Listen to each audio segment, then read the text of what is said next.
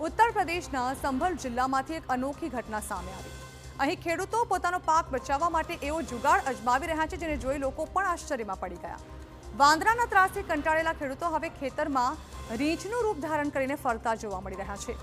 સૌપ્રથમ તમને એક વિડીયો બતાવીએ।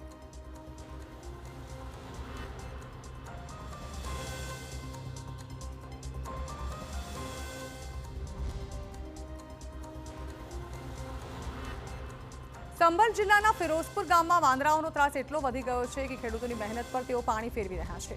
ખેડૂતોના પાક પર સતત ખતરો ઊભો થયો છે। ખેડૂતોના જણાવ્યા મુજબ વિસ્તારમાં 100થી વધુ વાંદરા છે જે દરરોજ ખેતરમાં ઘૂસી જાય છે અને પાકને ભારે નુકસાન પહોંચાડે છે। ખાસ કરીને આલુ અને સ્ટ્રોબેરી જેવી પાકને વાંદરા વધારે નુકસાન પહોંચાડી રહ્યા છે। આ સમસ્યાનો સામનો કરવા માટે કેટલાક ખેડૂતો હવે અનોખો રસ્તો અપનાવી રહ્યા છે। તેઓ રીંછ જેવી વેશભૂષા પહેરીને ખેતરમાં ફરવા લાગે છે।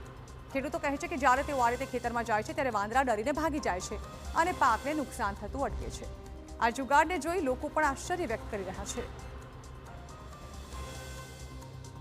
खेतों पर तो साहब अब रह गई हैं रात दिन भर पूरे ऐसे ही लौटफेर सुबह शाम तो फिर हम आने मानना है दोपहर को।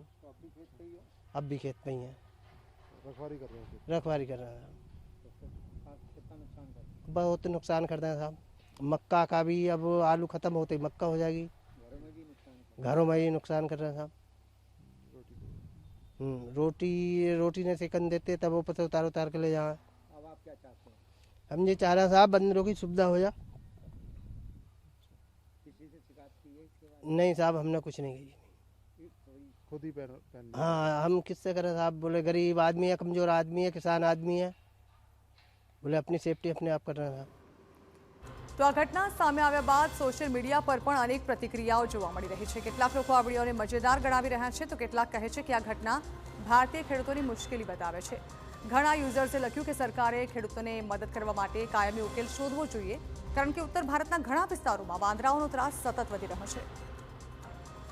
ખેડૂતો માટે માત્ર પાક આવકનો સ્ત્રોત નથી પરંતુ તેમના જીવનનો પણ આધાર છે।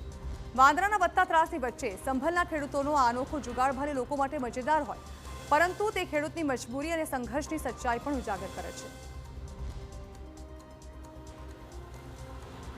તો આ સાથે સુપર 6માં હાલ રોકાઈશું બ્રેક માટે। બ્રેક બાદ વાત કરીશું અન્ય મુદ્દા પર।